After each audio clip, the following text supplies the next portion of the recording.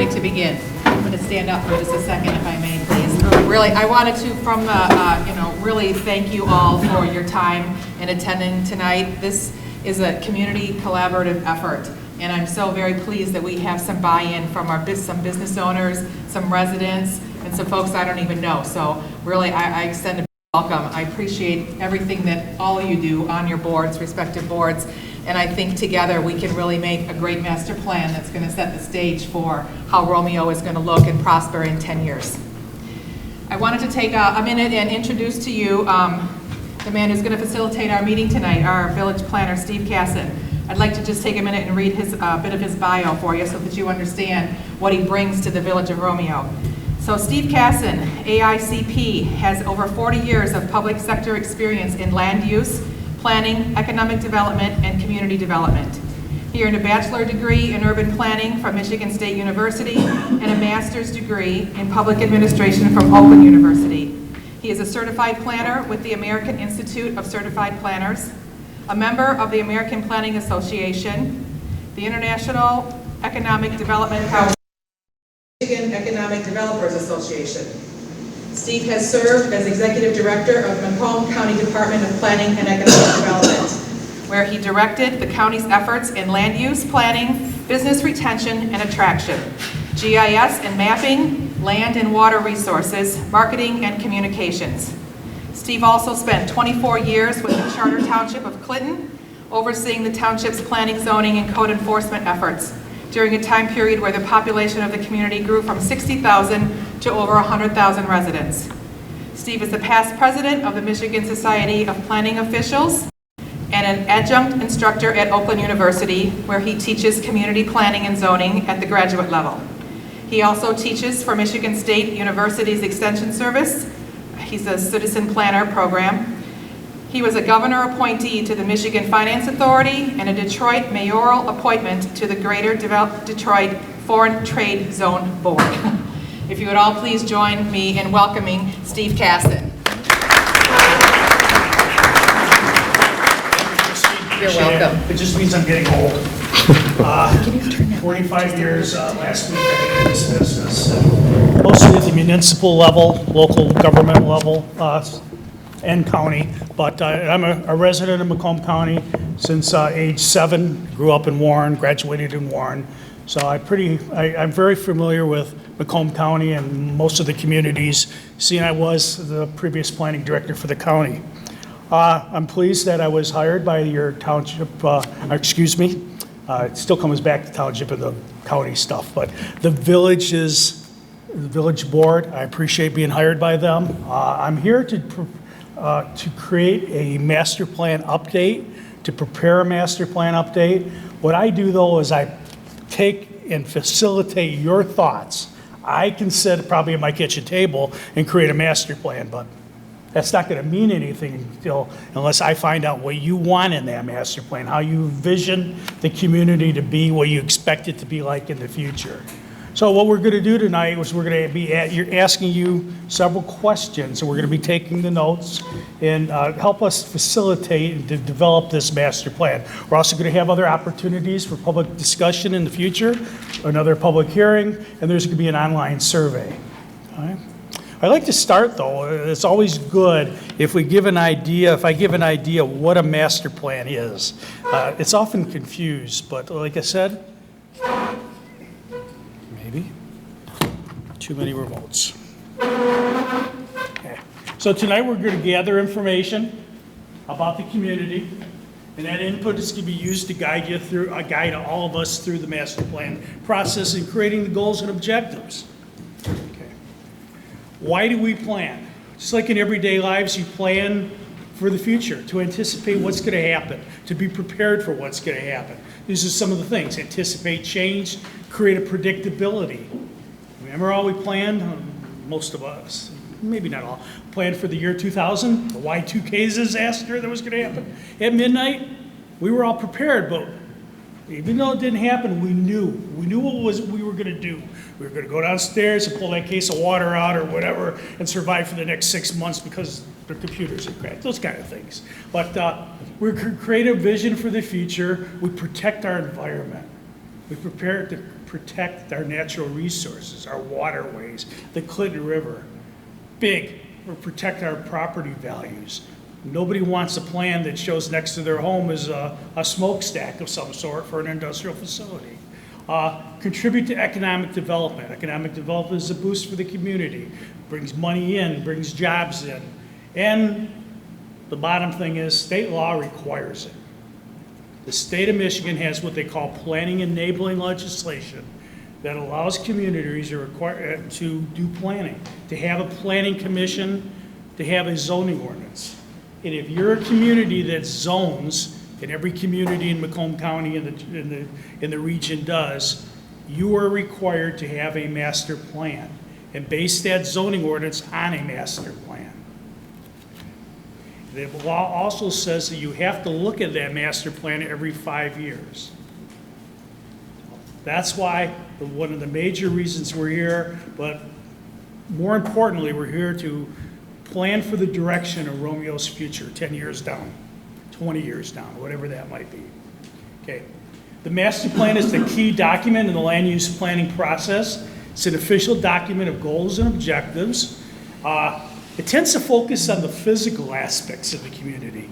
It might touch on the social aspects, but it's going to talk about the physical, where our residential housing is going to be, or how we expect our neighborhoods to develop once homes become so old that you have to tear them down. And now what that infill is going to be like.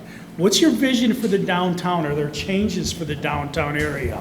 All those things go into the master plan. Now, Romeo's a little bit unique. It was a lot easier doing a master plan in Clinton Township 30 years ago where half the township was vacant. You could look at it and decide, well, industrial is going here by the railroad track, commercial is going here by this major road. At that time it was Metro Parkway. Nobody envisioned M59 to be what it was like.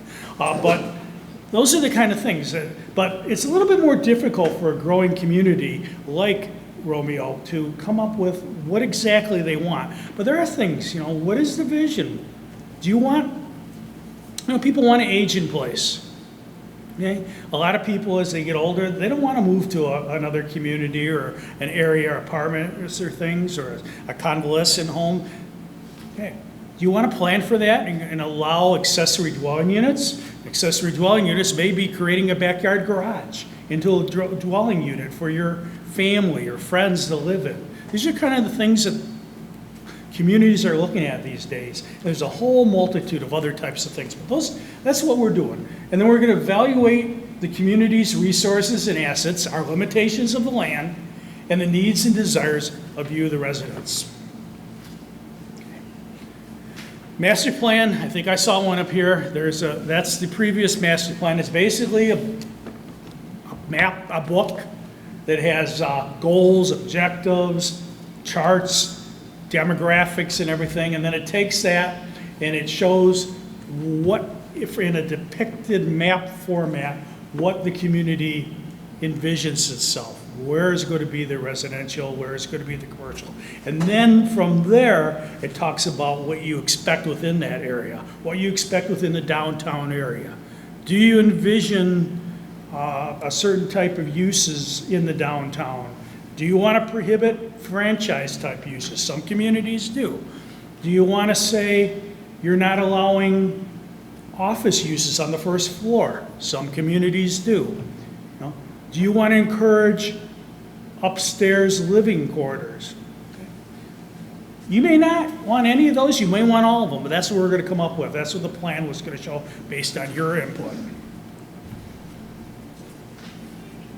We're going to answer the following questions. What do residents, business owners, and the community in general value most? How much single-family, multi-family commercial should we have? Should we continue? Should we look for new opportunities in that regard? Where should it go? How intense should it be? And what's the impact on our environment? Can our infrastructure support the land uses? You may have a vacant parcel property and you say, we'd love to have a 4-story apartment building there. Can our sewers, water handle that? We're going to look at that. Can the road system handle what's planned? Can the road system handle what we currently have? We're going to look at that. What is being planned by surrounding communities? And this is something that the the state put into the act. We are required to notify adjoining communities when we begin the master plan process, which we will be doing, and then to notify utilities in the county and several other agencies as specified in the act, so we can get their input and how they want us to grow at their borders or develop at their borders or make changes at their borders, and then we look at theirs, master plans, to determine what would be compatible. Years ago, communities would create a master plan and not care what was around them. Clinton Township, I'll pick on Clinton Township, I was there. Clinton Township is a perfect example. Anybody familiar with Hayes Road south of M59? On the Clinton Township side, it's all commercial. On the Sterling Heights side, it's mostly residential. Probably wasn't good communication back then, but nobody spoke with each other. Everybody was working in a silo. The master plan, the process these days attempts to negate that a little bit. This is what the act specifically says. We need to consider and examine existing conditions, land uses, streets, bridges, waterways, floodplains, waterfronts, parks, playgrounds, and open spaces. Doesn't all apply here, but what does, we'll look at. Utility locations, community facilities. Do you need more parks? Should you move the village hall? You know, do you need to put a fire station somewhere? Those are the types of things we look at. Blighted areas. What areas are, you know, maybe at the point that they're starting to turn a little bit, then unless you do some code improvement, you're going to have an area that's going to be very difficult to promote or people want to live. A zoning plan, and that's the basis of your zoning ordinance. How does your master plan tie in with your zoning ordinance? If you have an area, if you specify in the zoning or a master plan that you want an area of high, not that we're going to, but a high-rise apartment or high-density apartments, do you have a zoning provision in your zoning ordinance that allows that type of density? If not, you need to work to do that. Land use issues, future land use, what the community is going to be like in the future, and then recommendations for implementation. That's probably the most important. How you going to get to. Well, this is what you want to be, how you going to get there. And there's going to be a series of goals and objectives and action items at the end of it that's going to say, revise the master plan to add this zoning district. Who's responsible? Well, the Planning Commission. How many years do you expect it will take? We expect it to be done in the first or second year. Okay? Create a facade improvement or create an entryway into the downtown area. That might be a goal. Who's going to do that? It might be the Planning Commission, it might be the Village Council. You'd label that there. It might be the DDA, and it probably will be the DDA. And when will they do that? Well, you could have a goal. Hopefully they'd accomplish that within 2 or 3 years. Those are the types of things that are going to be in the master plan. Okay. Shows a typical map. So the master plan map looks like. There's standard planning colors. Yellow typically and orange typically are residential. The red is typically commercial, blue is quasi-public, green obviously is open space and recreation, and then purple, gray, that is typically industrial. So you can look at a map and get a general idea of this community here. You know, most of the yellow area up there is residential. That's their lowest density residential, and then the little bit lighter gray-brown area is a little bit higher density. Just a map. Every community is different, but it just gives you an idea of what we're going to come up with. Now, tonight's the first step. The first visiting session, we basically called this a kickoff. This is what the state says we have to do. There's no deviations from this. You got to do this or your master plan's invalid. What happens if your master plan's invalid? Well, a developer comes in, says, I want to rezone property. You tell him or her, no, deny it.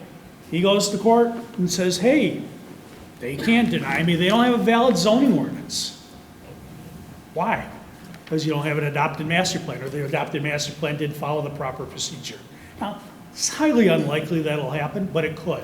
So that's why it's very important to have a master plan and to follow all the correct steps. Now, We're in the process, we're gonna be notifying the adjoining communities. Like I said, we're also gonna be notifying the county. We're all notify SEMCOG, which is the Southeast Michigan Council of Governments, which is the regional planning agency. And then we have to also let the utilities know that we're beginning this master plan process. Those letters are probably going to go out in the next week or two. And just letting them know when we expect it to be done and everything like that. And we'll follow up with them as we proceed. Preparation of the plan, we involve the residents, businesses, and other stakeholders. This is the first step of that. I'm going to be pulling together the data and coming back and forth before the Planning Commission and the Village Council and show them, this is the data I've collected, these are some of the issues I see. We're going to work back and forth, and we're going to always invite, the public is always invited to these meetings. Once your master plan is complete, we've gone through this whole process, which is probably 4 months down the road at a minimum. The Planning Commission says, hey, we think this is good enough. We like the draft. We know there might be some changes. The Planning Commission then asks the Village Council, says, this is what we have. Now, I should have started by saying the Planning Commission typically is the group that approves the master plan, unless the Village Council also wants to do it, but the law states the Planning Commission doesn't. But here's what the Planning Commission has got to say. We like the plan, we like the draft, and we want to proceed. Well, they have to ask the legislative body for authorization to proceed and distribute the plan.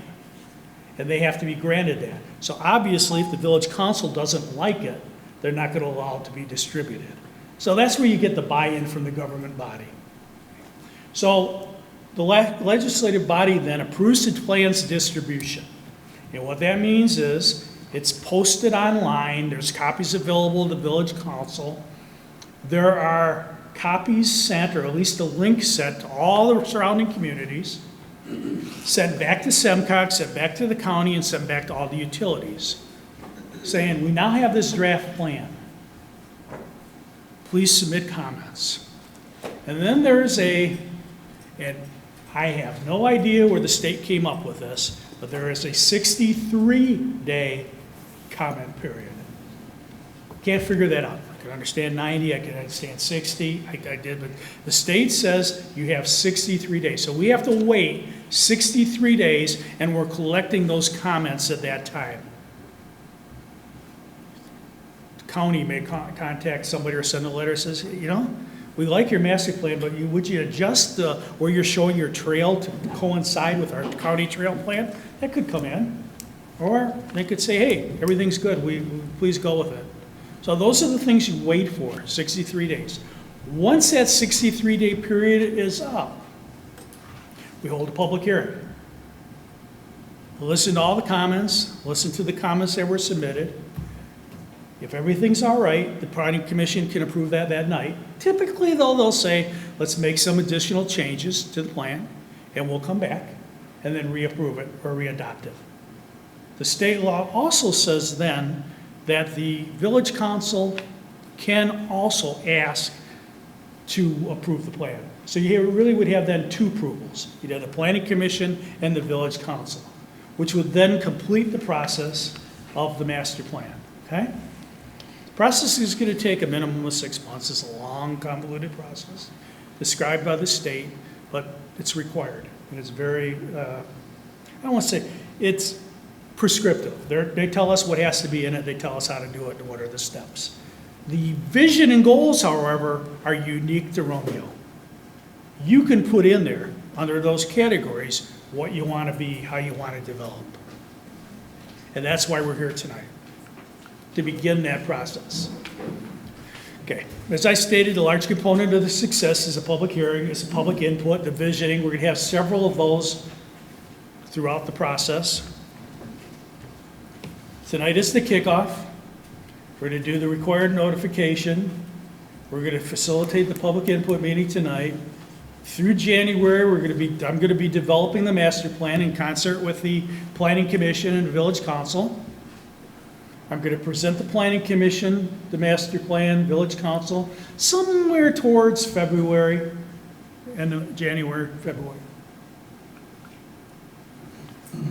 And we'll begin that process of the revision of the 63 days and the adoption in the end of January, beginning in February, and hopefully we'll be able to complete it by the end of March. So that brings us to what we're here for tonight.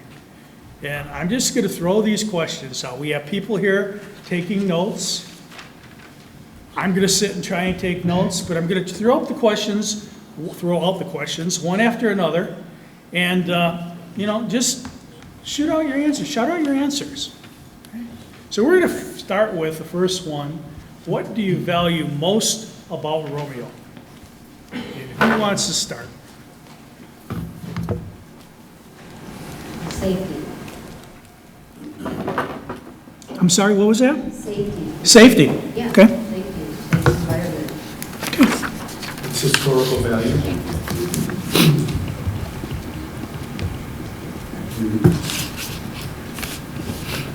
Nostalgia. Nostalgia? Nostalgia, Steve. Schools. Anything else? Dining. Dining. Dining? I like the architectural mix. Okay. Got 150 years of style here. See the art, the ability to see professional art.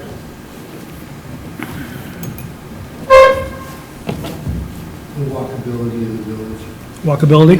For sure. That's a word. I would say the community, The community itself? the community. The that people? we build, yeah.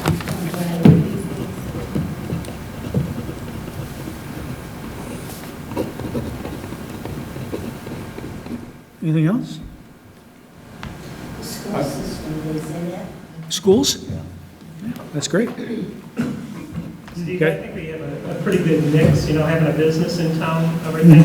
I'm constantly telling people that it's nice to be able to walk out the door and have resources within walking distance. For a business owner, that's huge. I worked in an office building for a number of years, and every time I needed, paper supplies or something, you had to get in your car and drive, or whatever. So the more, a good mixture of having retail and,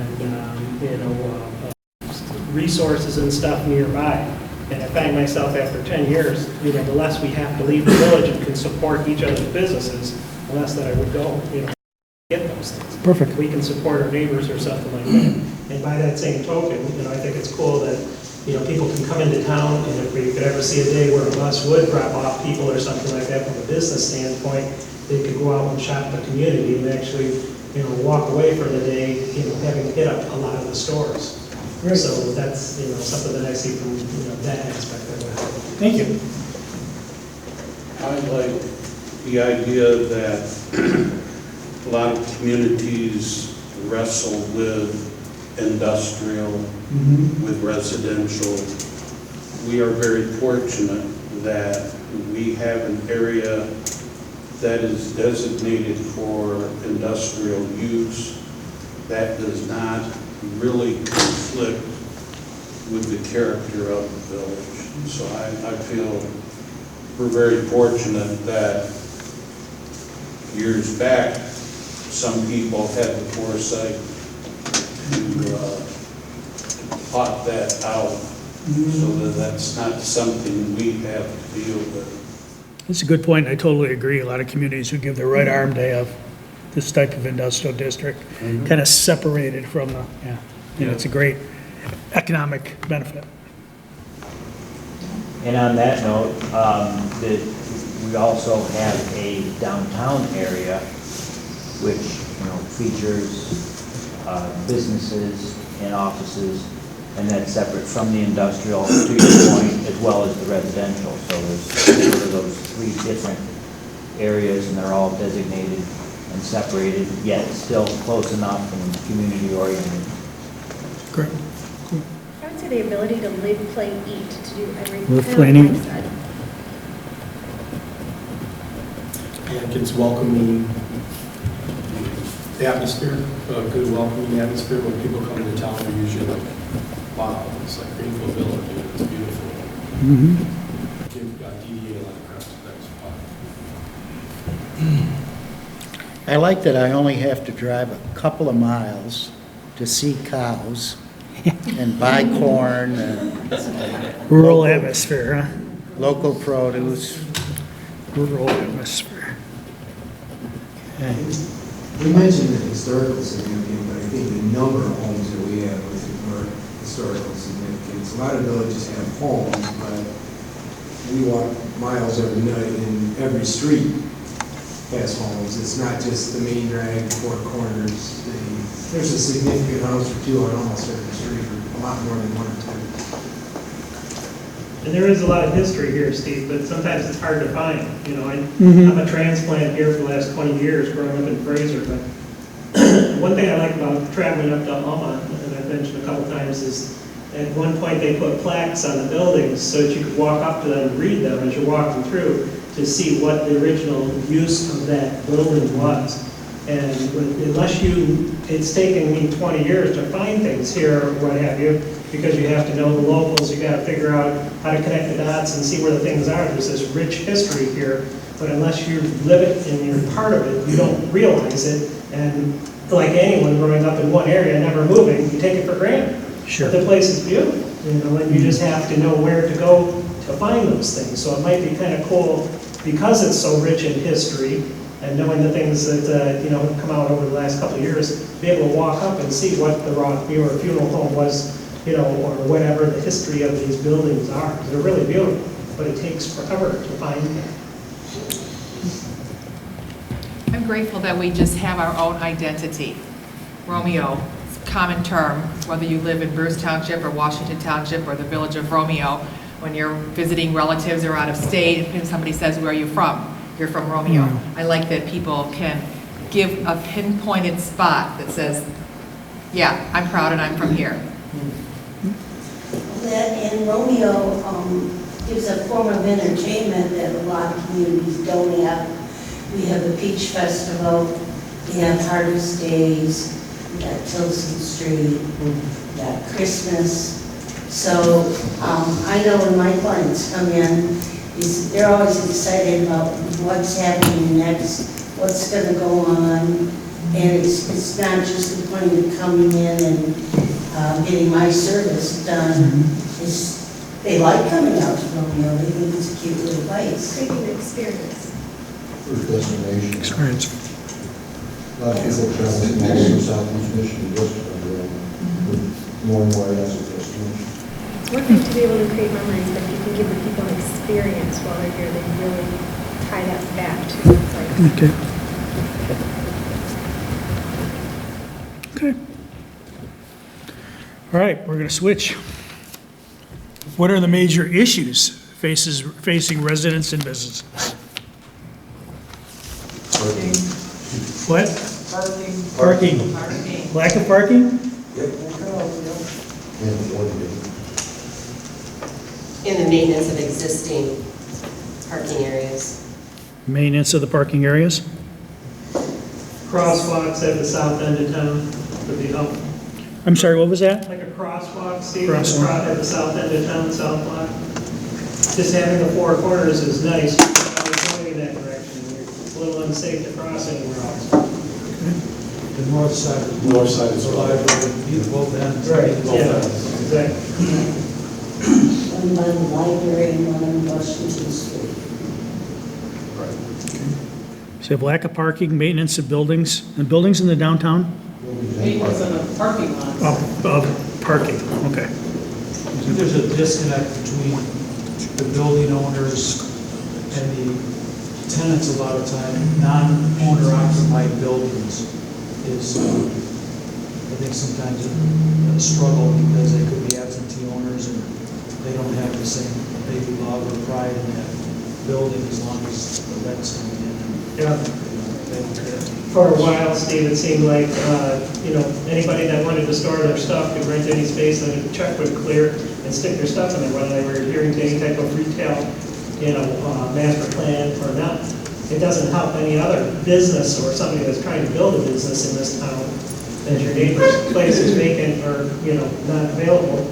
So if somebody walk down the street where it's zoned for commercial, or retail, that they could actually shop in those storefronts. That would never be allowed in other communities.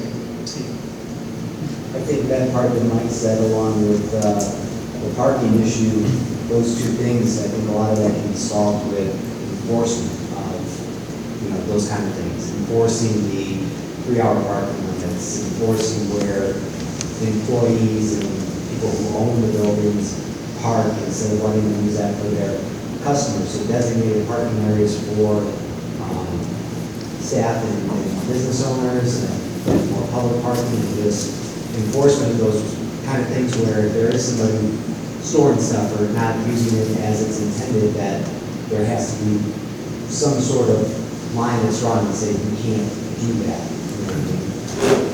As far as the parking rules, Zach, it might be kind of cool or nostalgic.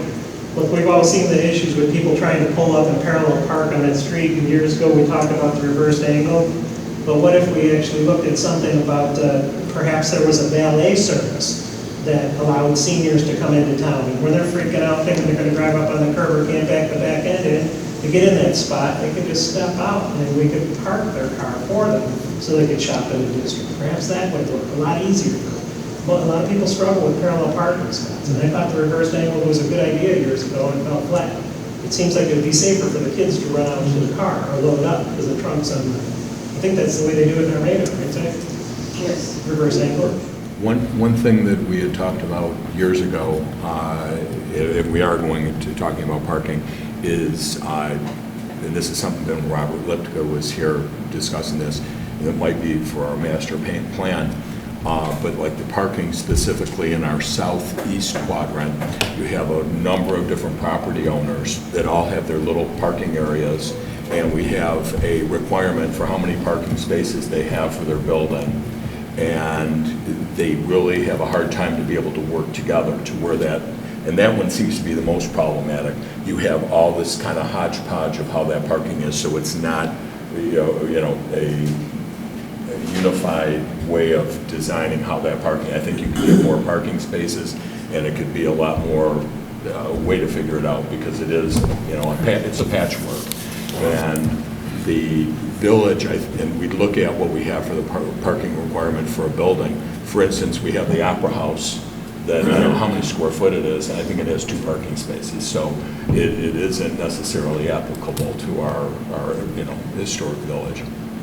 Thank you. Oh, I don't know why we couldn't just look at something like, everywhere you go around this town, there's a sign stating whose parking spot that is. And you don't park here, don't park there, but you're trying to make your way around town to get to where you got to get to. And they're usually short stays and stuff. But why not look at something like some type of easy pass or something that said, hey, I'm a business owner, I've got skin in the game right here, I'm going to put my car here, I'm not going to be here long, and I'm talking about parking near our businesses. Get rid of all those signs that say you can park here, you can't park there, or whatever. Let people roll into town and put their car where they can. If they don't have a pass, then we could cite them. People park behind the Parker building all the time where I'm at, and there's signs all over the place that says no parking after, such and such time. Nobody enforces it, nobody ever has. So maybe it's time to look at something else. You have your business owner, you got a bricks and mortar or something like that. Okay for you to park, in that vicinity as long as you're not parking a car there and leaving forever. But maybe that's another angle. Do you think that metered parking would be a possibility? If you want people to do shorter stays, right, then you eliminate the business owners or property owners parking out front all day if you're going to put a meter there. Unless they want to just pay for metered parking all day, which is fine, but... Well, we're not going to go to parking meters, right? That would never, I don't think that would fly here in Romeo. I don't know, I'm throwing it out there. It works in Rochester, works in, Mount Clemens. They have certain areas that offer just metered parking for quick in and outs. I think if it was that back quadrant, if it was cleaned up and kind of symmetrical and put together, that would work. I mean, we were just in Clarkson the other night for dinner, and there's a little municipal lot. We had to go to a machine, pay, and put in our driver's license or license plate number. But I think if these building owners had access to some funds, as long as it has a cost of it, I would be willing to flatten all that area, clean it up, and make it symmetrical and clean, but no one's gonna spend any money to do it. So if there was a bond issue or a loan program with a 20-year pay, something, say, yeah, go do it, but I'm not gonna pay for it out of my pocket right now. Because that whole back quadrant, what I was talking about, is tough. It's really tough.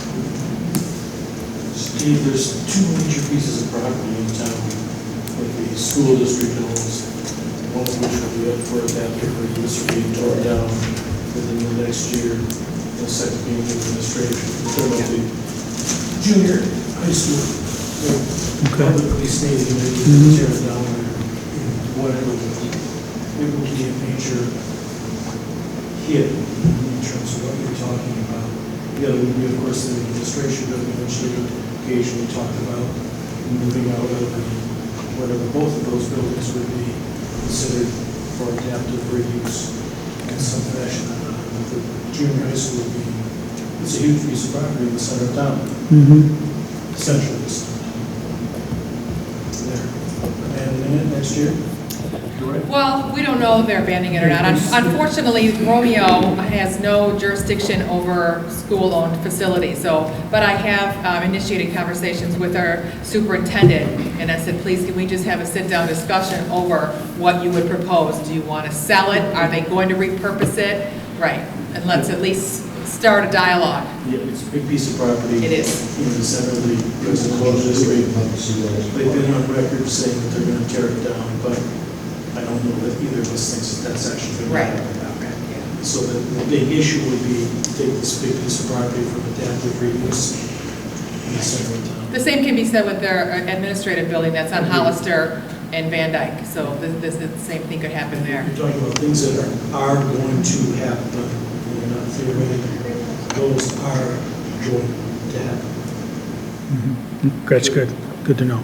Has anybody pinpointed how many actual spaces are available in downtown Romeo at peak business times?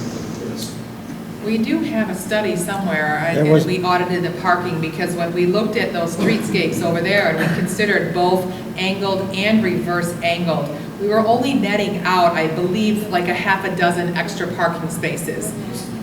With as much, discomfort as there was from some of the business owners, we decided that it wasn't worth making that move for the 6 or so spaces we were going to get. And the cost for just right, to restripe it. But I think there are other areas that we may consider additional parking or angle parking to make it a little bit easier. So a couple other things to maybe consider is changing, maybe not Main Street, but some of our other streets to one-way. I had thrown the idea out of maybe making Rawls Street, Northern Rawls, a one-way with Newberry, because it's kind of dangerous with parking on both sides of the street, the parallel parking that's there, pulling out of that alleyway. And I believe if we did an audit, we could possibly gain more parking spaces utilizing that as an angle. Make it a little safer for everybody coming out of the back of the post office, as well as out of that municipal lot around the park. Just something to consider. Well, years ago, when they cleaned up behind the office club and we kind of straightened it all out, to me, a project like that on the other side, of Van Dyke or Main Street would go a long ways to just, I don't know who owns all those pieces and how they came together to do it, but it worked there. There's a dumpster corral, and I've always wondered why they just didn't do it on the other side and, make that similar. Older master plan did have the southeast quadrant in the master plan. It had it what? The southeast quadrant was designed for parking and restructuring. Does anyone know what happened and run out of money, or what was the deal? Lots of things. Yeah, that was originally the second one that we did. I'm pretty positive that the village paid for a study of parking 10 years ago, maybe. Yes, it was all part of that DDA streetscape project. Yeah. Not to disagree about parking, but I think we also want to have a list of other things as well. Parking is an issue. It's an issue everywhere. It's not unique, I wouldn't think, to this area. I'm sure some of you know better. I heard enforcement. I think that's probably key, especially initially. The quick fix would certainly be enforcement. If there's posted, it should be enforced. Bob's point of the area I think you're talking about, it seems like you don't even know which way is in, which way is out, there's lots of spots there. But to add to the list, if I may, other than just parking, industrial traffic, I can speak from experience regarding Main Street, Van Dyke, and also St. Clair. And we're talking tandem trailers, gravel haulers, and it's not even so much those vehicles on those streets, but the speeds that they travel. So as far as on your list, Industrial traffic on Main Street here, or? industrial traffic, certainly in residential areas, In residential? I can say that, but from experience, Van Dyke, certainly I can, from experience, north of 32, between 32 and Gates. I mean, we're talking all hours of the night, and the speed is really the biggest key. I understand these vehicles have to get to where they have to get to, but there's certainly no speed enforcement on that street. And from input I was given, similar on St. Clair, at least west of, St. Clair's almost. yeah, west of Van Dyke. Both of which are county roads, just so everyone's aware. Well, and I don't know how that works, where Romeo can come into play, but I would certainly think if it's posted 35, county or not, 50 is not acceptable, so. Well, and I know that on Prospect, there are, which is across from the current middle school, there are concerns there because it is just such a straight shot that there's not a stop sign, and residents have even gone ahead and spray painted poles to try to tell people what the speed limit is. But I know there, specifically in the village, that is a concern. So, You want to see all the worst strategies up there? They're all there. Please don't paint the poles. We'll figure something else out. so by that token, though, why couldn't the gravel trains and then those bigger trucks take 31 or 33? They're not dropping that stuff in the middle of the village. They're heading out to, Mount, or 32 into Mount. It's just a question that I have, but I always wondered the same thing. I've heard for 20 years, people that had houses on St. Clair, West St. Clair, whatever, they fill up with gravel and stuff, and those trucks come right through town. God forbid anyone ever derails, they take that whole town hall antiques down at the speeds that they're traveling. They've come flying through that four corners. So, and Sherry had mentioned earlier, Steve, about safety. Safety should be a much bigger thing and broader as it pertains to the downtown area.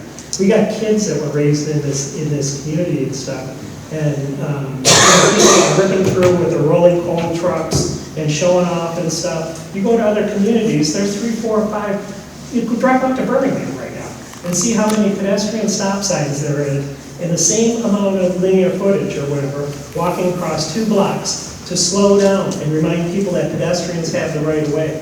There's no reason for us to see those trucks ripping through our little downtown here at those speeds just to show off. When we're, this is a family-oriented, children-based community. It's crazy to see that all the time. We mentioned safety, and I don't think it's been brought up about the sidewalks yet, or one of the major issues that we're facing. We've had issues in the past where a lot of the trees that we planted have gotten so big now where they're uprooting a lot of the trees. They're uprooting the sidewalk there, and it's, especially directly in downtown, it's creating tripping hazards, and, they were built with those metal plates around them that were meant to be kind of, I think torn out as the trees get bigger, but I don't think that was done. And now we're seeing issues where, there's hazards out there. I've tripped over them myself, and the more walkability we have as a town, we talk about that being something that we love.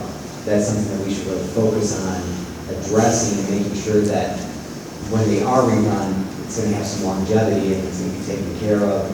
And we're creating something where people can bring their strollers. I didn't realize until I started having kids and pushing around a stroller how difficult it actually was around the town. But those are things that I think need to be addressed as far as some of the issues that we have right now. And the brick pavers that are in the downtown, they're beautiful, but whether we need to replace them or... Center raise. I'd like to see the 32 mile of St. Clair. There's a stretch along the cemetery. It's pitch black, probably the highest traveled area for youth and young people. before and after school events, and it's a 300-yard stretch with virtually no lighting on it. Not good, period. Should be an easy fix. And then the other is, I don't know if there's discussion on the cemetery expansion or if there's going to be some way to start housing more people in there because it's filling up. And, so I don't know if there's land acquisition or stacking going to go on or whatever, but probably need to think about that and get something on the master plan. I think another one of our major issues that I think we're actually addressing is our individual boards and not working well together. And I think we're starting to do that, which helps the residents and helps the business owners alike. I think this is a good activity where all the boards are present and are showing working together. And I think that's a big roadblock that a lot of us have run into over the years, kind of working independently versus working together. So I think that's kind of what you're shooting for tonight. I think something that's, Steve would help us in the long run, and I think part of your job is kind of bringing those activities together. So appreciate that effort, Christine. Thank you. Okay, we're going to move on. We got 15 questions. And I appreciate all this great input. It's very helpful. How does the quality of life today compare to 10 years ago, in your opinion? Those of you that haven't been here 10 years. Is it better, worse? A lot more traffic. Traffic. For the worse, right? Oh, yeah. Retail, What was that? less retail. Less retail. Right, there were those days when buses of the Red Hat ladies would be dropped off, and they would certainly walk every one of our 4 quadrants and spend the day and have a nice lunch, and then get back on their bus and go home with their bags in hand. And it was just so great to see that constant sort of activity in our central business district, not just somebody who's in and out on a quick errand or coming in to pick up one quick thing. We want people to come and stay. So I've seen that. Somebody said make it an experience. Yeah. I think speaking to that a little bit, Christina, is a little bit, and it kind of goes back to the issue area where I don't want to go, but is we have a hard time with the consistency of business hours in the central business district. And I think there was a time, I don't know if it was 10 years ago or 10 more years ago, but it's hard to invite clients to come to the village and say, hey, spend the evening, when all the businesses seem to kind of operate a little bit just on their own. And so you don't have a nice consistency. You might have walkability, but if you don't have businesses and entities that are open, that you really enjoy, and they're not open on a consistent basis, it just doesn't help promote viability in the CBD. Right. And I agree too, and we ran a study, remember Carol, when we had MRP around, it was one of my first orders of businesses, just walk down the street with a clipboard and write down everybody's business hours. And they brought that information back to our MRP and said, this is crazy, I got a big family, all the rest of them over on the east side, they're always calling and saying, hey, Uncle Mike, we should come to Romeo. I said Thursday at about 1 o'clock, just about damn everybody should be here at that time, So come up then if you want to go shopping. I wouldn't tell them Monday at 9, but who am I to say that person has to open their business? This is an odd but rare community where a lot of business owners want Monday off to restock, to handle the business Tuesday through Saturday. And I've experienced that before and lived in other places and stuff. Most people know that, you're a retail business. It seems like anymore, if you're going to compete with online purchasing and Amazon, you almost need to be open 7 days a week, all the time. And that's not going to happen. So, but consistency would help. Economically, we're in a lot better position. Obviously, we were 10 years ago, we started to have buildings and businesses that were failing. What we've seen is a kind of a shift where we do have more entertainment and restaurants. We do have a choice of places to be, and to come to Romeo to eat, to have lunch or dinner is starting to really make a change there. So there has been a transition, not maybe the shopping, but the entertainment, venues. There are some choices now. And residentially speaking, there's currently a lot of turnover, a lot of homes switching hands, and we're getting a younger crowd, I would say. There's still an older crowd, retiring people want to into the community, but we're getting a younger crowd, so getting something else in the town for the younger crowd, catering a little bit too. First of all, I apologize for being late. I was at the Romeo School Board meeting.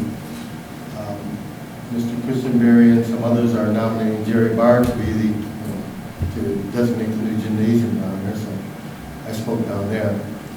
But this question regarding the how's your life after 10 years? We're a bedroom community. This is Rome. Our downtown is designated within a certain amount of area.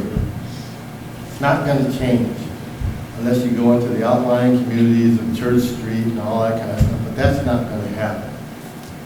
So our only other possibility is to look to expand from the railroad tracks on east to bring in commerce, if we can do that. We've made some moves to do some annexation with Chester, one of the REI owner, out there on Powell Road to help bring some of that income in and possibly look at some commercial property. There's also some commercial property behind the Marathon gas station that we could possibly identify our borders with, because the fact is Washington Township is coming in with a Myers on 32 Mile Road, right across from Ford's. And what we don't want to see is it looking like 26 Mile Road or 23 Mile Road. We don't want that to happen to our community, because then the next thing is they're talking about, nobody's talking about it now, but that might be a conversation in the future of tying in the downtown with the expressway. And we don't want that to happen in residential communities, period. Because we are a community, we've always been a community of Washington, Bruce, and Romeo. We've all lived together all these years, and that's going to continue. But Romeo's always been a place to raise your family up, let the kids grow old, hopefully bring the kids back here, and the cycle keeps coming, keeps going over and over and over. And we don't want to lose that, because this community has identity. And that's not going to lose. I mean, we're not going to lose that. So this meeting tonight over how's your life changed over 10 years, well, hopefully you've raised your family over a 10-year period and you want to continue to keep going forward. But we want to continue to do with our DDA to bring commerce in the downtown area, and our annexation period, if we can bring more revenue in that way, that's our plan. But just to keep that part simple, we are a bedroom community, and that part isn't going to change. I don't think anybody would disagree with that. I think that's why we're all here. Nobody's moving south here. We love it here. Correct. But we don't want to see that build up like you're seeing at 26 miles. I totally agree with you. Yes, I'm 1,000% in exactly what you said. Zach, on that note, so how do we, as part of this master plan, how can we as our boards be proactive about that? And does a marketing plan fall into a master plan? Is that something where we can figure out and be proactive so that we're going out and getting the businesses and developers to come to us that are bringing something to the table that we think fits the community instead of it just happening to us? Certainly. One of the goals of the master plan or implementation measures would be to find funds to create a marketing study plan for the community. And there's a lot of communities that have gone to that. Centerline did it. There's an RFP that just went out for Clinton Township for the same thing, for Groesbeck Highway. Yeah, you're absolutely correct. The master plan from '06 incorporated a bunch of vacant lots within the village that we're looking for development within residential communities. As we speak right now, all those vacant lots have been filled except three of them. So residential production is high in the village, which is great. We're bringing in the families, we're bringing in the people. We rezoned areas that used to be redlined into residential areas, and we brought the people back in, which has created revenue, which is fantastic. To respond to your question there, Mr. Hayes, is our DDA, our downtown is grouped in a certain area. I know your bylaws contained within that area. But anything east of, and we'll have to check with our legal and your legal as far as that, anything east of the trail, the rails of trails, we should look at what we can do to expand that way towards the bypass. Because there's some vacant property, people were talking to us, and we have the capacity. Obviously, like I said, Washington Township has no fear of coming our way as far as what they're going to do with the Myers development. It's here, it's going to happen. How do we contain that development is our responsibility. And that's how we have to look at it, is what we can do to make sure that we maintain the comfort within our community so it doesn't get exploited like 26 and 23 miles. I think part of what you're speaking to possibly might be is a dynamic of making sure that the identity of Romeo starts as soon as you get onto East St. Clair. Correct. That you know, it might be commercial, you know. Nope, it's residential. I'm sorry. I hate to cut you off. Well, I don't know how you turn those two gas stations into residences at this point. The gas stations are on the... Well, that's fine. But I'm saying, but I would even say from the time when people look from the bypass and they look west, that they see a village. Correct. You know, if it's commercial or if it's residential, that they see a village. Because you can have very viable, beautiful commercial areas. Yes. But I think if you look at places like Franklin, if you've been out of state, I know we have said several years ago, we were in California and we went to Napa. And when you're in the village of Napa, it's a little town. It looks like Romeo. It's like up 4 notches, but it's beautiful little buildings, walkable streets, places to eat, little boutiques, and it's a little village. Slow traffic, parking on the backside, but you know, then you go down a mile, mile and a half, and then you've got the Home Depot, then you've got 26 Mile there. But it's a very lovely identity. But I think, speaking to what Zach said, I think there needs to be a strategy of growth in a good way to create that identity. It's like, what identity do you want to have, and how are we going to pursue that, rather than just say, we know growth, we don't want change. You want to create your identity so that it can survive growth all around you, and that you still maintain, you're making a decision about how you want to look, moving forward. But then you're working as a group towards something that you agree on, rather than just trying to put the brakes on everything. Well, in response to your question there, and your answer is, it's not an attempt to put the brakes on everything. It's an attempt to maintain the core values of what's existing and build on from that point. Well, and I'm not saying not to do that. I think we're saying the same thing. Okay, that's fine. So, but just from having a business in this community for over 20 years and being a building owner, there is a dynamic that we've experienced that it almost was somewhat anemic. That it was functioning, but it wasn't really healthy, and as an entity, we weren't all trying to move in the same direction. I think if we can get to a place where we understand, and we're working toward that end together, I think that's great. I don't think you're saying anything different from where I'm at either. I think maintaining small community, a viable, walkable CBD district, having the industrial over in that area, I think that's great. And frankly, I'm not a big, huge fan of a Myers, but crazy growth is going to happen all around us. It's just at 26 miles. But if we can create a great identity for our spot, and that becomes kind of our, what we protect and what we promote, and it becomes lovely, it makes us all that much more valuable. Like if you go look at Franklin Township, that's stinking valuable because it's a bunch of beautiful and a bunch of pretty, around a whole lot of commercial crazy stuff going on. I appreciate the knowledge and the experience of what somebody else, other township is doing, but we are Romeo. And I'm not speaking against what you just said, no, not because I agree with you, but we have a boundary of which we could develop east of. We can maintain the core of our residential communities and the outlying communities within the village of Romeo, but we can develop what we need to beyond the railroad tracks, basically. And we're both on the same page. Yeah. But to keep our livelihood and the bedroom communities comfortable within the village of why everybody has moved to this place, that's what I'm.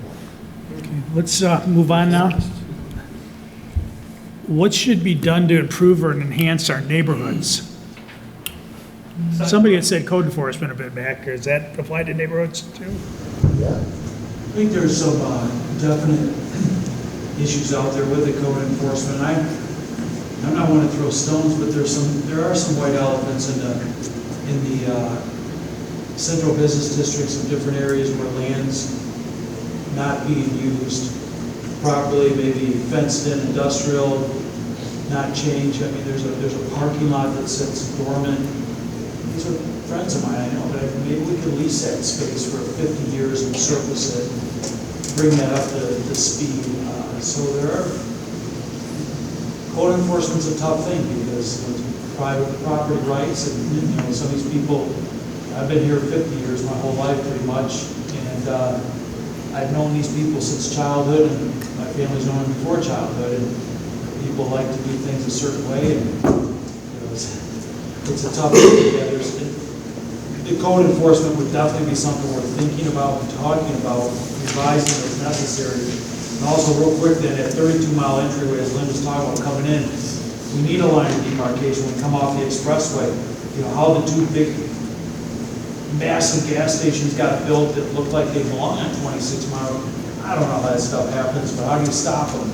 But it certainly isn't the most beautiful entry, but what we have left, we should try to salvage along St. Clair and bring that in and make that crosswalk where the Rails for Trails is safer for people using that, flashing lights and slowing it down, and to discourage people from coming in and out fast, because it's just hard to, with the right stuff along there. I think when it comes to our neighborhoods, a couple of the big things that my neighbors or people are talking about are trees. Trees. We need to focus on our trees. And I know our tree board is working on things, but trees and our roads, our streets. That would add sidewalks to that thing. Yeah, and we're working on that too, but yes, sidewalks, When our streets, son was trees. little, just push him in the stroller or whatever, and this just like any four-wheel drive for navigates it. One of the important things that I mentioned to Mr. Casson to have him help me possibly draft an ordinance was a way to preserve our historic houses. We have a lot of non-owner occupied rentals or vacant properties, and obviously the homeowner or the property owner isn't really putting in the love and care that you do when a lot of people just pull up in their driveway and they're looking at their front porch, they're looking at the peeling paint. When somebody's not present, those things sort of seem to fall by the wayside. We have a historic district commission that's working hard to make sure that, there isn't that sort of neglect. But I think if we put an ordinance on the books that said, look, if you don't live in your house, you need to have it inspected annually or biannually, whatever's going to work for us, that says we're going to make sure that our building inspector is in there, and that if you are going to rent it, that it's secure, it's safe, and that we all, are going to help preserve our property values, I think, by looking at an ordinance like that. We just lost a house last winter. And those are fair things, and as a person who owns a handful in the village. That they have to, in order to get the rental license, it has to be all inspected. It has to be renewed every 2 years. Those are fair things, and as a person who owns a handful in the village, I get that. But by the same token, then we have to allow demolition quickly and easily and efficiently when it's necessary, and not demolition by neglect. We've seen that on a couple of glaring occasions where they just let it crumble as a way, and they couldn't afford to bring it up to where it was. I mean, we look at next to Lions Field, or the Lions Field is a perfect example. And I don't know those people that might be, but I feel bad for the folks that live by that, that have to have their home next to it for 5, 6, 7, 8 years and let it crumble and fight. So there's clearly contributing and non-contributing buildings in this village. And if demolition was possible and, you know, we ran that whole deal with the Hans building, you know, I don't know exactly what all happened there, but, you know, clearly that was another case of demolition by neglect, and finally, you know, somebody's pulled the trigger and did it. But there's multiples, you know, we got the Methodist Church back there. So you're bringing up the issue that our historic district has too much control within the area that... I don't know if they have too much control or not enough control. Not enough? Well, obviously, because he's talking about demolition by neglect, and the areas which he's talking about happen to fall within the historic district's I realm. would say they were just doing their due diligence and trying to stand by what, you know, their beliefs in the historical society. Okay, well- Everybody had an interpretation of what happened with that house and everything, Zach, but I don't think they did anything wrong, right? They were just, you know, sounding off on, you know, what their position was, and it didn't go that way, you know, anyways. But nobody wants to see a beautiful historic. I was just talking about what Mr. Carves was saying, so obviously you two are sitting together, which is great, but the situation which he just presented was, it stayed too long, demolition by neglect. And we kept it because of the historic districts are saying it needs to survive. Oh, no, I'm not saying it costs money, I'm just saying that the conflict right there between the What it comes situation. back to, for our gentleman up here, is we need some synergy in the leadership, and we're starting to see more of that, and that's beginning to help. But there's been years where there's sort of been this missing and different goals and different objectives and personal agendas and various things. There hasn't been yet, no one's really carrying that torch and run out front and say, this is what we're gonna do, lead, y'all follow, let's get going, let's build a deal. And these three houses I cited are perfect examples where and I'm not here to say who's right or who's wrong, but it's a perfect example of how there's been no leadership and just infighting for years over, at one time, beautiful buildings, but they crumbled and it was a demolition by neglect, and it's not fair to those other residents around there. I own a few houses that I'd be very interested in perhaps demolition if I didn't have to, you know, I could free up a whole city block with my buildings, and none of them are contributing to the historical value. They've been rentals for more than that, 30 years. I mean, there's just not any architectural niceness to them. But, you know, to try to do that, you know, then you've got this, goes on and on. So yeah, there's a lot of that non-working together, not the synergy out there. Is that a question for you, Steve? Can you shed any light on that and say, how much, you know, authority could a village like Romeo have overseeing that and dictating all that comes together with landlords, building owners, and tenants or residents? Yeah. How much of that can you do? I'd have to look at your ordinances, but yeah, there's certainly, it's up to the community how they want to regulate that. I mean, we travel a lot to, Charlottesville. I mean, you go up there, drive around, see how beautiful that area is. Glen Arbor, you know, go up northern Michigan, whatever, see those planned communities and stuff. You don't see this mix, and I understand, you know, we celebrated, 185 years in, the anniversary or something, of Romeo a couple years back, or 175 anyways. But it makes you wonder, certainly there's a question on your mind, how did we get here, you know, at this point? Sure. Well, I think the HDC is now they're reaching out to the Bay Cities and the other big towns like that to see what they're doing to keep that religion. So, keep that history and keep things solid. So they are doing that. So. Wait, kind of before you go on, I have one that actually has to do with that, improving or enhancing. Is there a way to find out or get that noted infrastructure on Dickinson Street? We've lived down there at that end from Clinton down for 30 years, and I've always been told by the administration for 30 years that we don't have storm sewers down there, that we don't need them because we're on a natural runoff. But what's happened over the years is our curbs and our street it's crumbling, all the asphalt's crumbling, because over the winter the water never runs off. All the snow, you know, gets plowed down to the end of us because we're the end, it gets pushed down and it just lays there and it freezes over. And so what's happening over the years is we've got the whole end of the streets, the asphalt's all crumbled. And all the curbs that run along those houses at the end are all crumbling apart. Is that something that will never, I'd like to see that addressed. Like, how do we- It's all part of an asset management plan. So again, there wasn't an asset management plan that was acted on or put in place or maintained. There was never an end goal of, okay, so I'm starting with, we just received a grant from our engineering firm, and they're gonna come out and they're gonna rate all of our roads. They're gonna do a pacer study, and that's gonna help us say, the end goal is to have all of our roads rated a 6 or a 7. Okay, and so if we have 20 roads, or we have 13 miles of roads right now, but if we have 2 miles of roads that are a 1, how do we bring those up to a 6? How do we keep the 3 or 4s patched so that they're at a 6? And how do we prevent the 9s or 10s from getting down below a 6?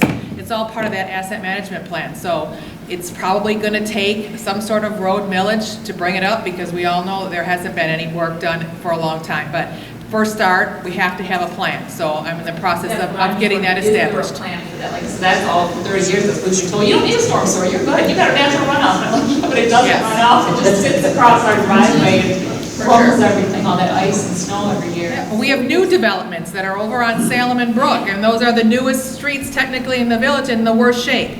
So it's just a matter of maintenance, how they were installed properly, you know, all of those sorts of factors are gonna, you know, affect the condition of our roads. But again, we just need a solid plan so that we can make a course of action that's gonna get us to that end result. I think if I could, I think it was 2016.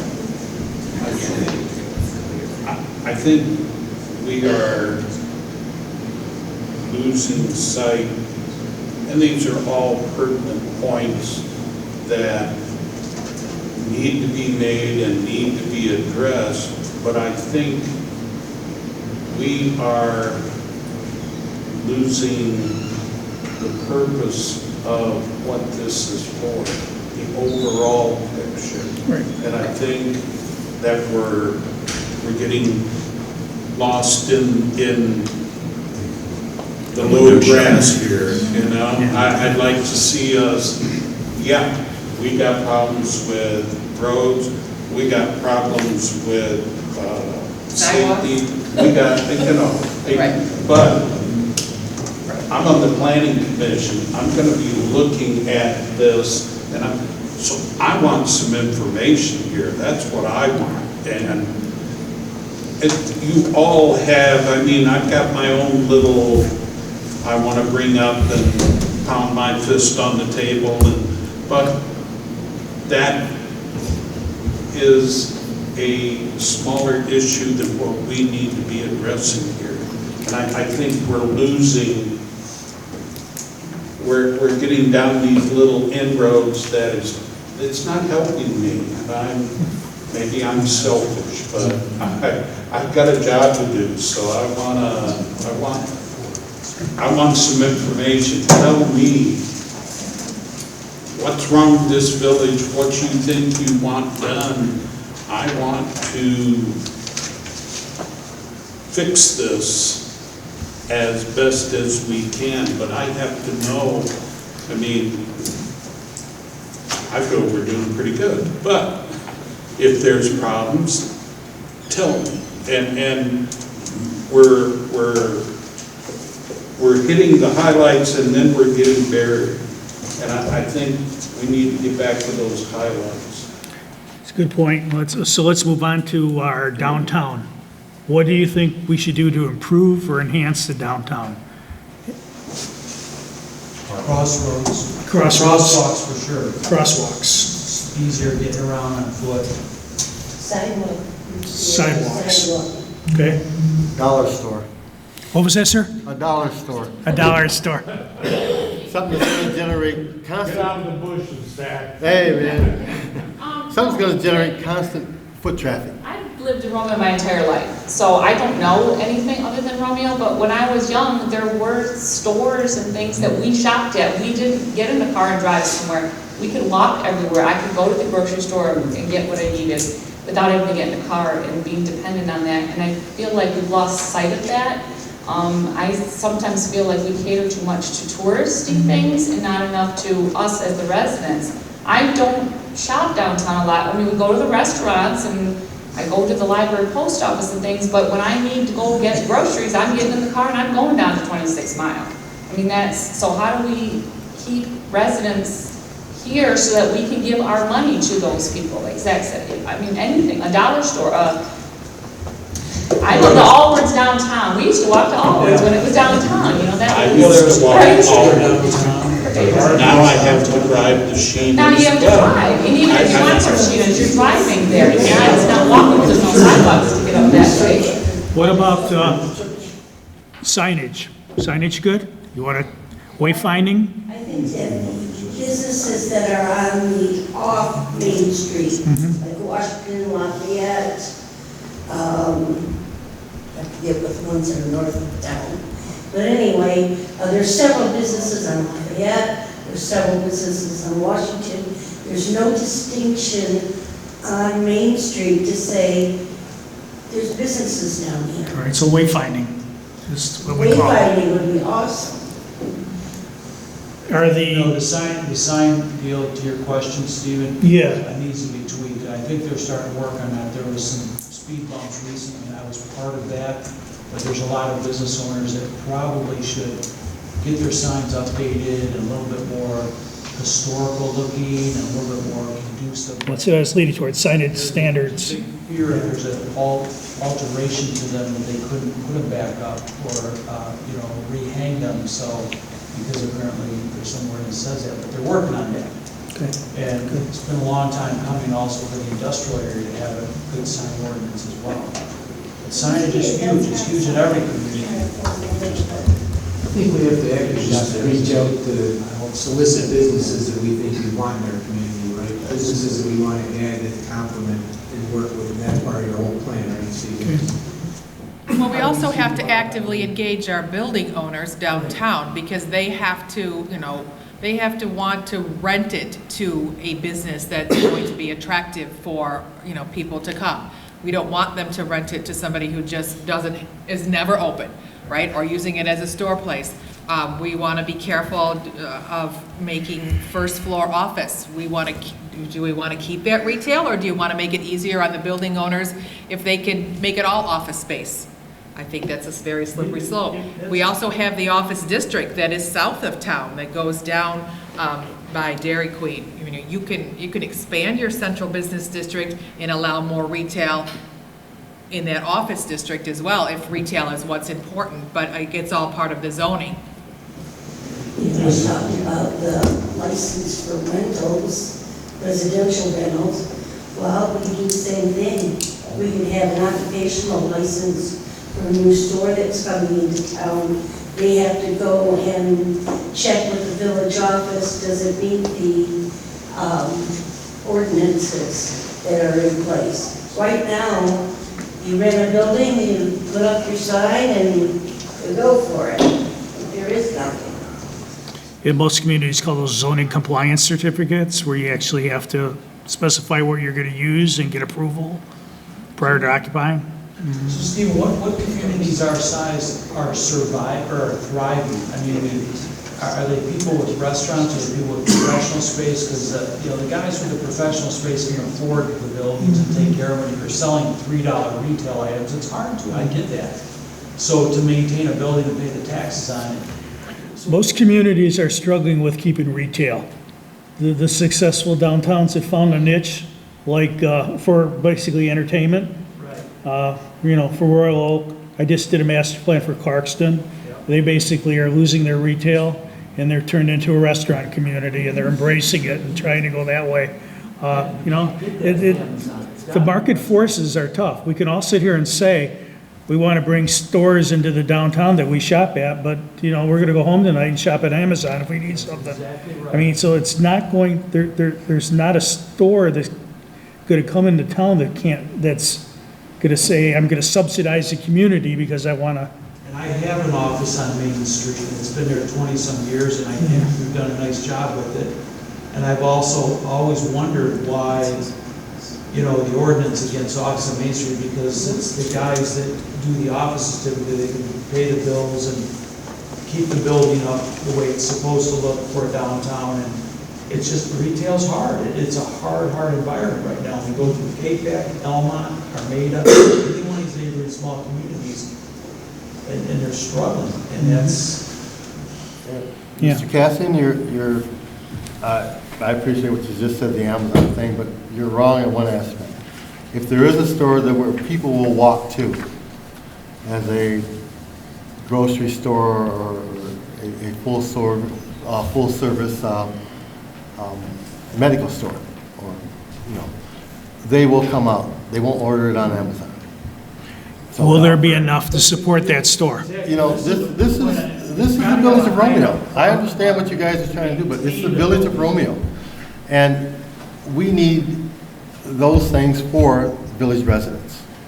We need something to bring their restaurants and little boutique shops isn't the only thing that's going to draw people in. We need our people to stay home.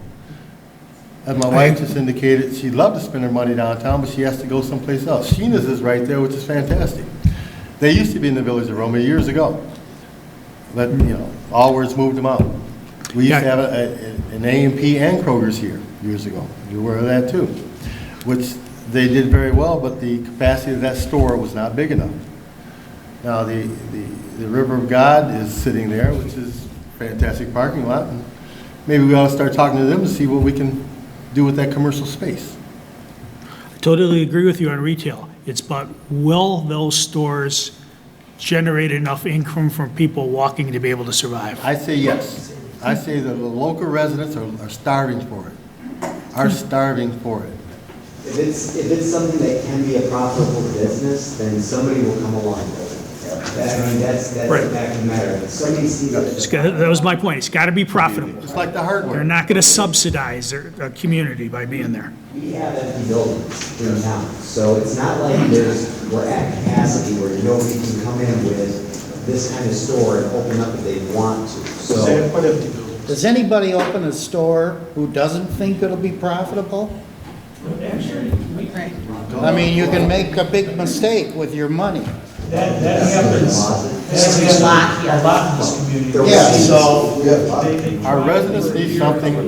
Yeah, I'm going to move right through those. All right, we're getting to almost, One question, as far as expanding the DDA, as it was mentioned, because that's been talked about before too, if we were to extend that down Main Street, is that part of the master plan? Would the master plan talk about an expansion of the DDA, or would the DDA talk about an expansion? it provides suggestions, absolutely. All right, I would say that that'd be something we might discuss, whether the DDA would go down Main Street, 3 blocks.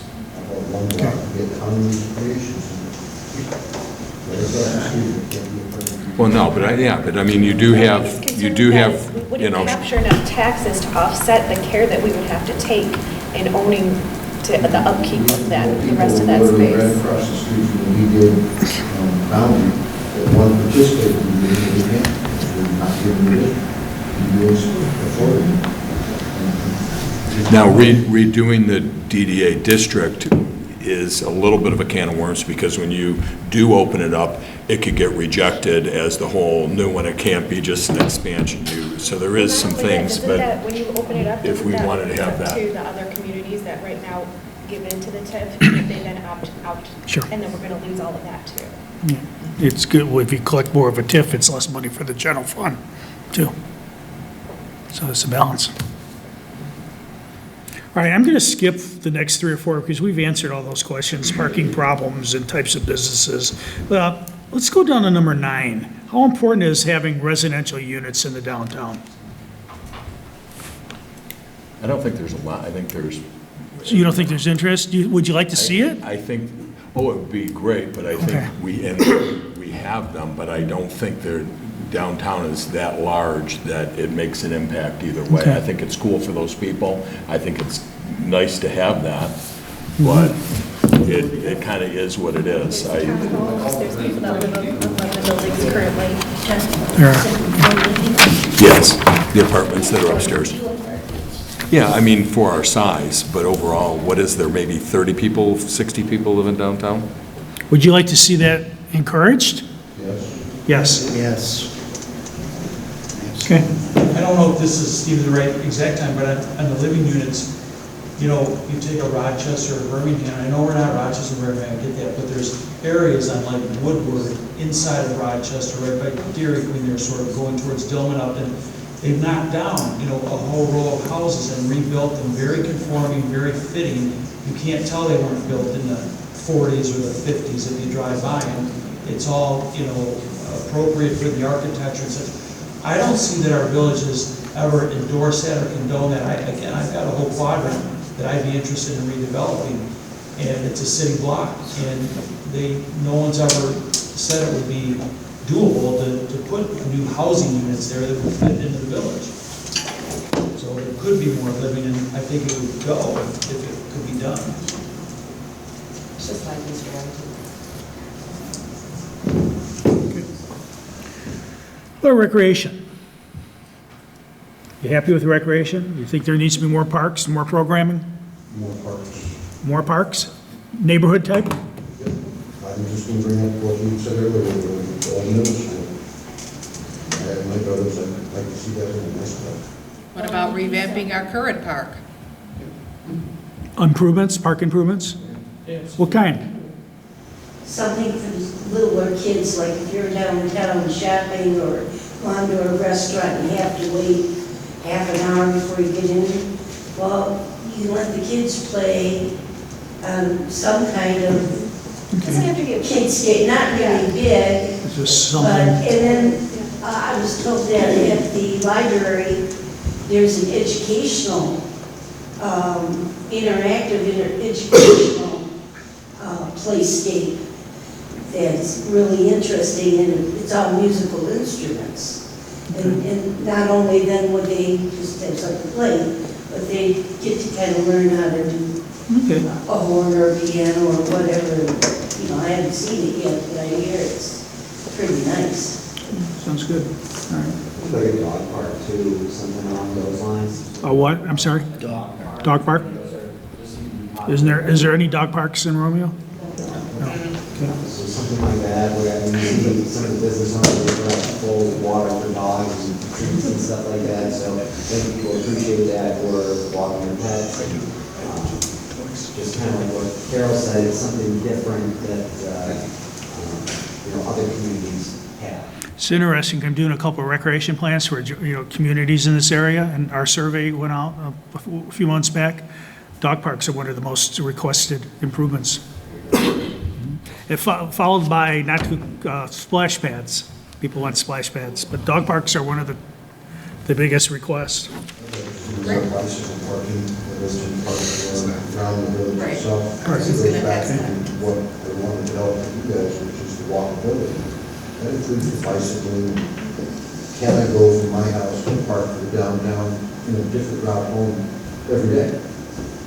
And what about the connection, a bike lane connection to our rails, our Macomb Orchard Trail? I thought that was a good idea in the whole master plan, which is connected. Bring that people into the village. Maybe like a fountain. I know bike riders, they come from all the way over in Rochester Park, and having a spot where they know that I used to have a friend who would ride his bike in to fill up his water bottle and my hose. So if there was a water station that we could provide, whether it was in the town and they got to drive into the town or out of the park. Some kind of bike congregating area. It would really give them a spot to come to. What do we have to do to join ourselves with the ownership of the existing park the trails have? That's the big question. How do we get ownership of that? Because it's in the village of Romeo. And we've had no hand on it at all. The townships had their hands on it. We need it in the village of Romeo. It has access to the trail. It has everything you need, parking to it. So we need to go from this point forward to see what we have to do to make that the village of Romeo Park. Talking one off of Clinton Street, yes. Street. The old DPW yard. Shade protection there. There's trees there, there's a gazebo, everything. So we need to, as this council, as the village residents, see what we need to do to take ownership of that place, or to include ourselves in ownership of that place. Have you guys tried we that own yet? it. Have you guys tried that? We own that.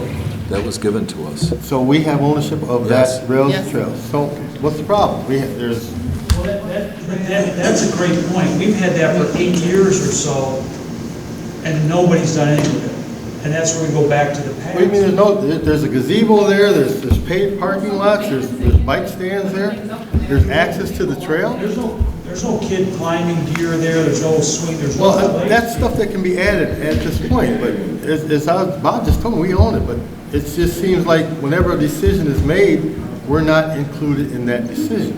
Well, the county gave it to us. Okay, we've added a couple questions. The village administration is just trying to get your opinion on these last two questions, or two out of the last three.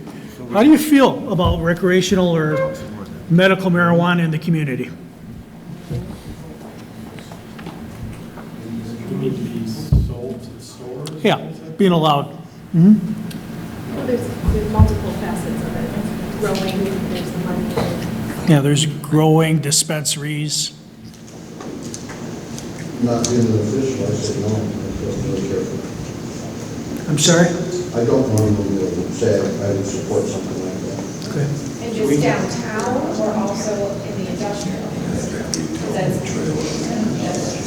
Personally, I wouldn't, that's just my personal opinion. I wouldn't want to see it in the downtown area. The same place you walk into the downtown. That's in person, and I think we have that ordinance in place. We did opt out, but we take calls quite regularly with people inquiring if that's, if we have an application system or if we would entertain the use or being allowed in anywhere within the village of Romeo. And it goes back to Steve's point, I think a couple other people made the point that Washington's coming north, right? It could be right at our border and we would have no say in it. So if it's something that we're not flatline opposed to it, then it's something that we may need to take a look at it because there is a significant revenue stream from that. I'm not saying it's good or bad, but, you know, I sit in several Macomb County partners and, you know, Warren has openly, you know, embraced, I think they have 13 or 14 dispensaries. On average, they get $230,000 per dispensary just to give them a license. Yeah, but Warren's on the side of Detroit. I'm not saying it's good or bad, I'm just taking a poll. Like, is it something that we should even explore? Is it something that you just say, I'm adamantly opposed to it, we don't want it here, no ifs, ands, or buts, no matter what the end game is? Or is that something that we look at and say, let's consider it, let's talk about it?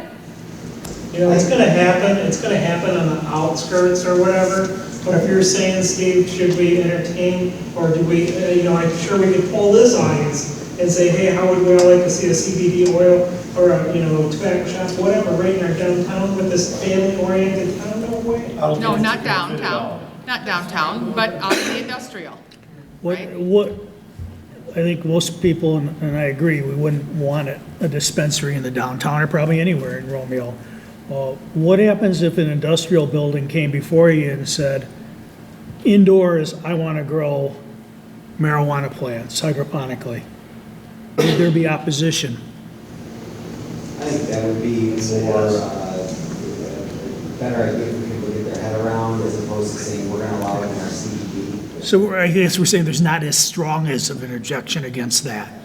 All right. No, and I think there's questions. Now you're starting to get some precedents, some things are out there, so, but part of it is like the odor. You know, they have exhausts that are there, so the other industrial buildings are going to be, are they going to get that or is it scrubbed? Yeah. So you're starting, at least you have some maybe case that you can look at and see how they're dealing I would want to pull more with than it. our residents on it. I'd want Oh, sure. our business owners over there would want. That's a good point. Okay. And then the other question that the administration asked is, you know, is there any benefit to Romeo becoming a city?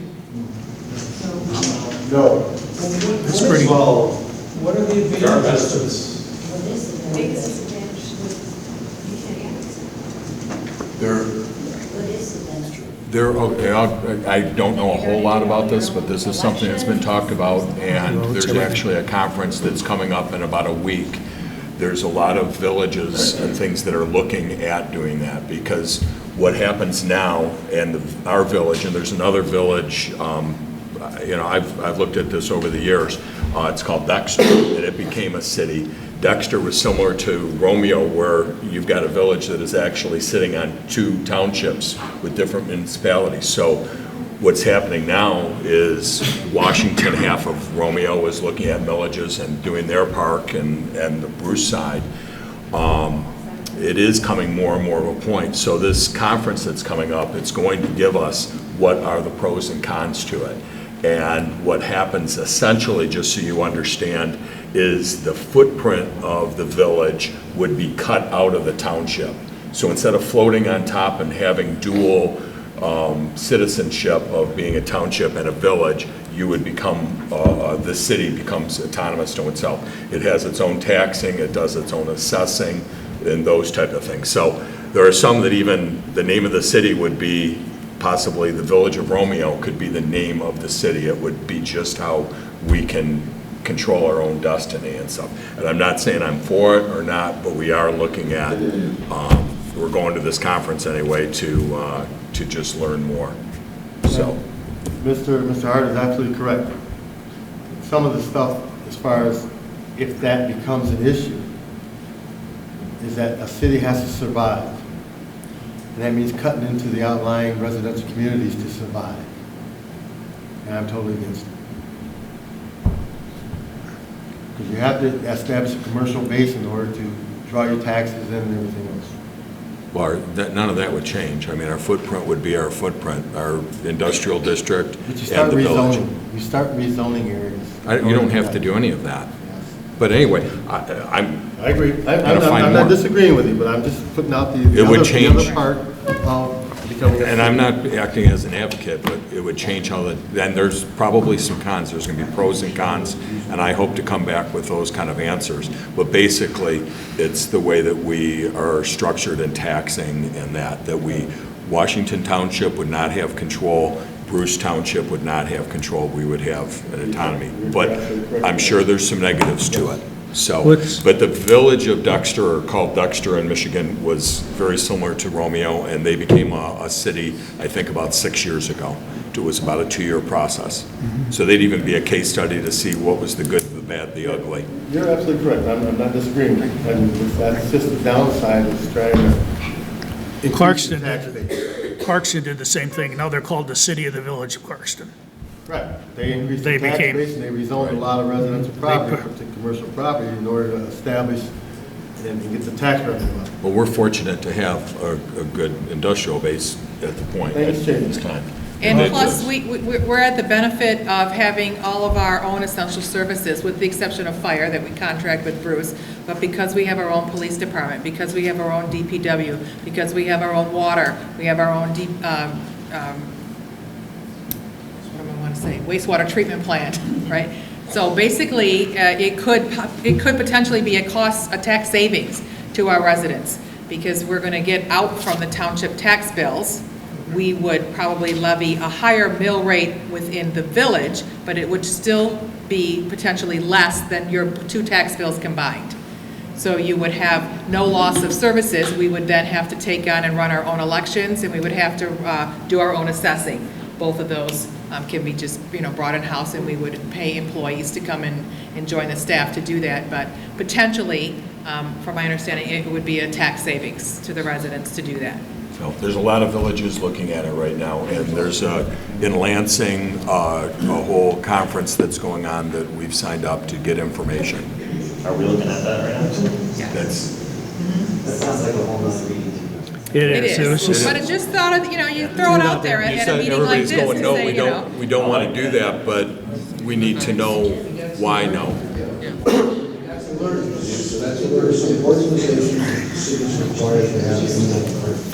Okay, to wrap this up, after all you've heard tonight, what's the most important things that I should take out of this, or the Planning Commission should take out of this?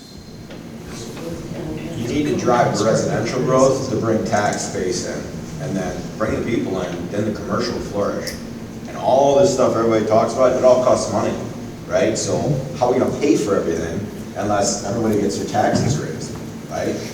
The municipality itself, if they get together and work together better, he can develop his property. There's probably a lot of people around downtown that want to develop down there. So start developing, bring the residential in there. People will walk around, they'll go to your restaurants, they'll eat. And bringing people, the rest will follow. That's the most important thing. They're the ones that are gonna spend the money, and then you can afford to do everything you wanna do. Kind of like, I think Dave Pearson always said, Every time we have a show at Starkweather, what do you consider a successful show? What we sold or the number of people that went through our building that day? I think it comes down to the number of people. Don't have to buy anything, just come out there and do it. I think that's important, it's good enough. Increase the residents.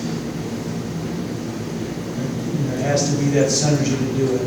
And it's just, we've been trying for years to put a 300-yard long path between the end of the street to connect the rails for trails down at the end of Lafayette, I guess it is.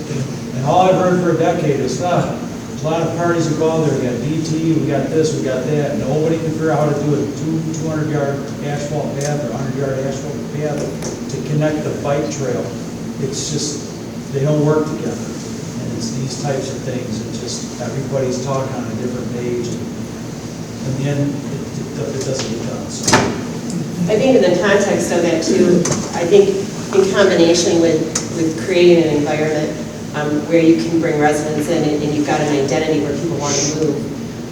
The other aspect is when you look at the sidewalks and the streets and the maintenance of everything. I think if there's a plan and you're working the plan and people can see that, that's attractive. I mean, I think that shows that there's viability and that there's a strategy, and that also encourages people to come in. So I think on top of that is just develop, like you said, develop an asset plan. How are you going to maintain and develop what you've got? Thank you.